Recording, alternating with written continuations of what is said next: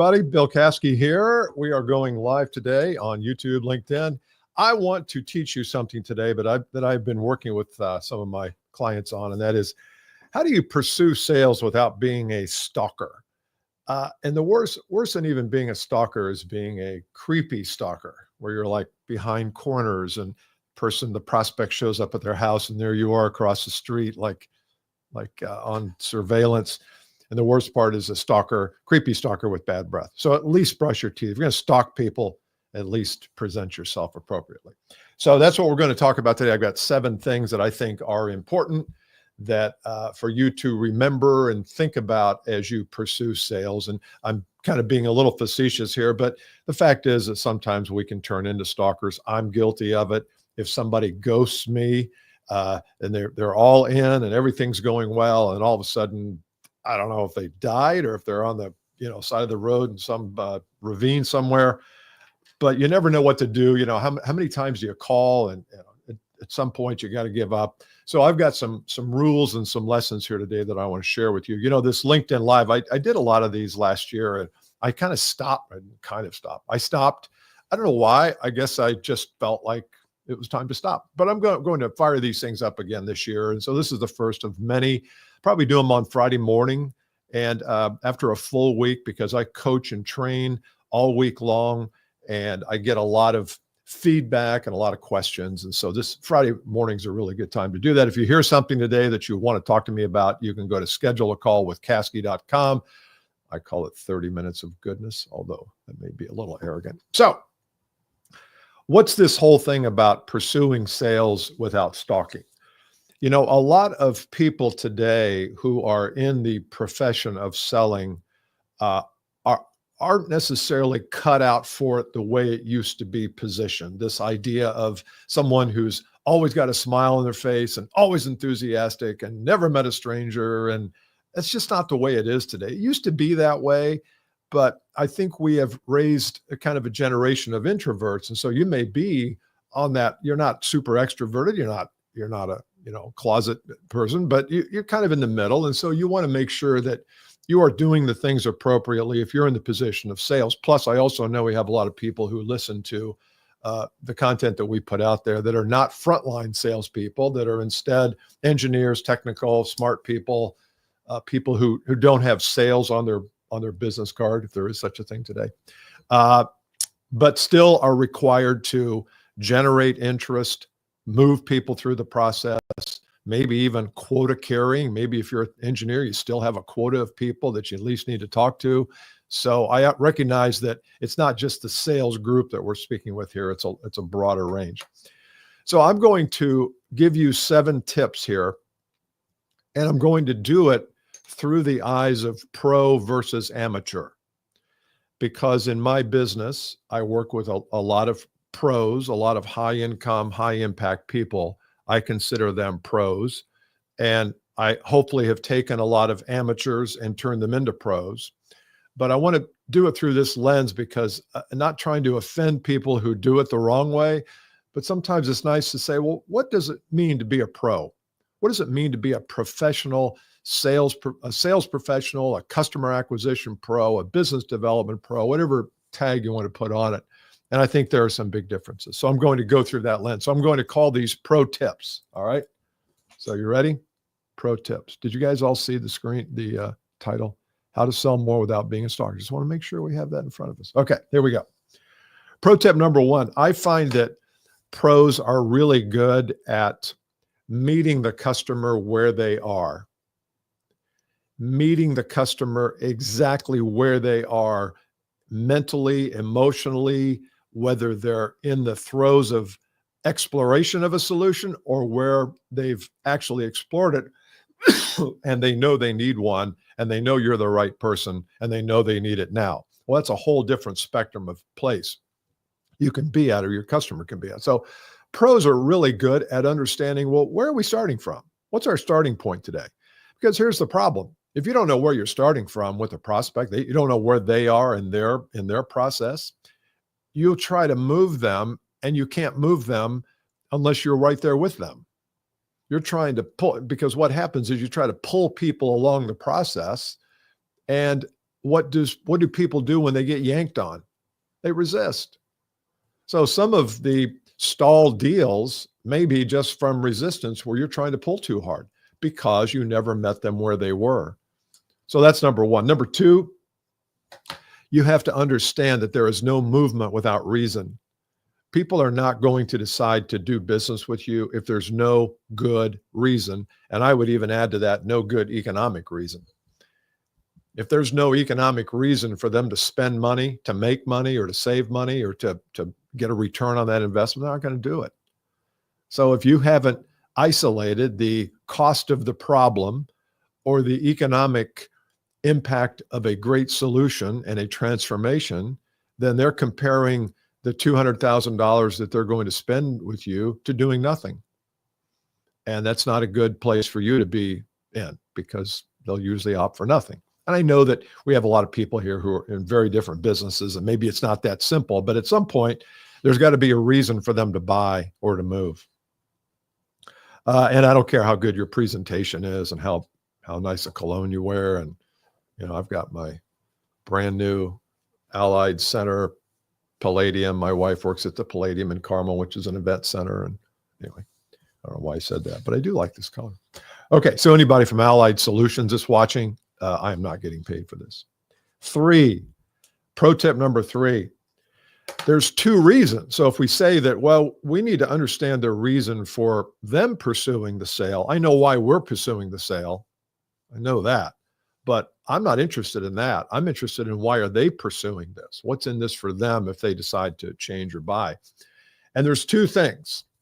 And I know you've heard this before, and I don't know how many times I've talked about it, podcasts, YouTube, LinkedIn videos, but we still forget. We still forget. I've got a group of high-achieving salespeople who are in my program, who we meet twice a month. And it still baffles me at how frequently we forget that this principle that I'm about to share with you is at work all the time. So is it work all the time in any decision? Number 1, at the far left end, what am I trying to avoid or fix with this solution? This is I, meaning your prospect. And number 2, where am I trying to get with this solution? So there's always a running away from and a running toward. And I'm going to talk about the running toward here in a minute, but you've got to understand that that's the way to get movement in the sales process, is understand where people are coming from, what they're trying to avoid, and where they're going. Number 4,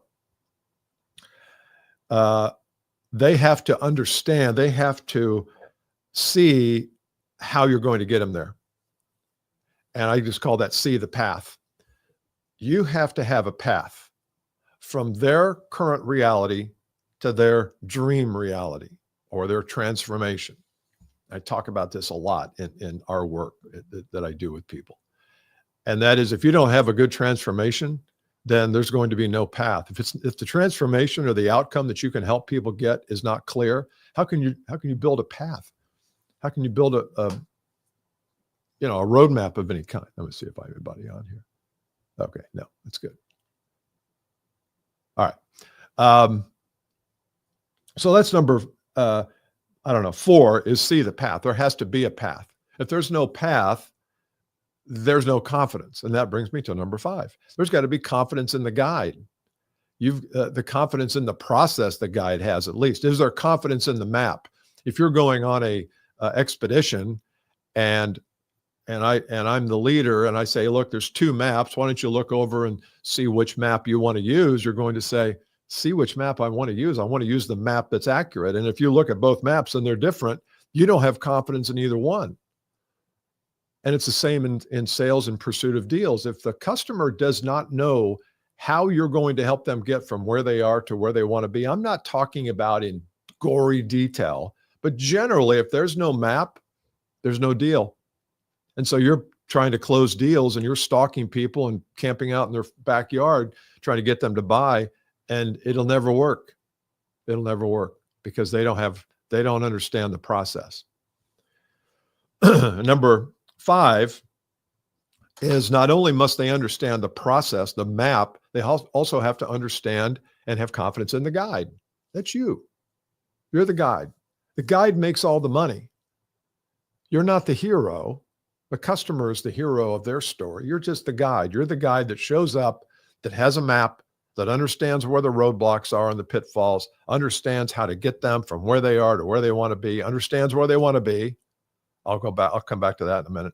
Understands where they want to go, and you help them get there. If they don't have confidence in you, they're not going to walk along the path with you. It's my same metaphor of, I got two maps. If let's say we take the map and the camper believes in a map, but they go up and review the guides on the at the lodge, and you see your guide and say, oh yeah, let's read about my guy. Yeah, he's only 4 people have died in the last year and under his guidance. And you're like, what? He's been off track a lot. He's dealing with some addiction problems. You're going to say, that's terrible. You're going to say, I got no confidence in this dude. I don't have confidence in this person. So what are you doing to instill confidence that you're the right person to guide them on this journey? Are you writing about it? Are you creating content about it? Do you have a articulatable map that you can show them and pleasantly and elegantly guide them through it? Or do you email them the PDF? I hear this a lot from amateurs. No, I just email him the map. No, don't email the map. Sit down and work with them. It could be virtual, but work them through it and say, look, here's exactly how I'm going to help you get from where you are now, which you told me it's unlivable, to what the transformation is, what's the destination. Here's how we're going to do it. Walk them through it. Just email the PDF. Come on. That's an amateur move. All right. So they got to have confidence in you. Pro tip number 6. Often when deals aren't closing, it's because the sales or the prospect does not know the process that you are taking them through. I find this so frequently. And even large companies who are relatively successful in sales and they close a pretty high percentage, they're still, they tend to lack in the area of sales process. So do you have a sales process? 2, is it committed to a graphic on paper? Is it clear? Is it visible to them? So if you go through it with them, will they be able to see anything? Or is it just you talking? Blah, blah, blah, blah, blah, blah, blah, blah, blah. It can't just be you talking. We live in a visual world. Do you have a visual sales process? All right, we'll talk about that maybe next Friday. So you've got to be able to share the sales process so they know exactly what's going to happen at every stage. That gives them a lot of comfort. So if you're pursuing a deal and they're ghosting you, could it be they never knew what the process was? And I believe you should be very transparent with that. So it's not something that you keep hidden in your slide deck, never to be seen.